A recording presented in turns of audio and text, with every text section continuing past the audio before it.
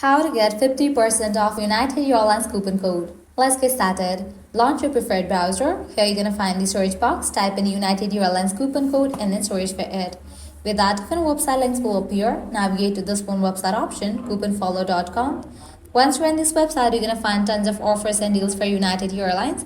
Just scroll down and check out the offers. 20% off, 65% off, $300 off, and many more.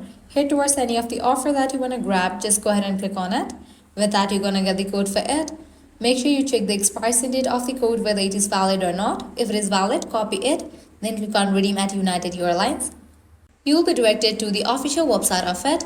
Once you're in the website, you can go ahead and log into your account, book your flight, and proceed to checkout. While you are in the checkout page, you're going to find the section of codes. Over there, type in a code and confirm it. With that, you're going to get the discount.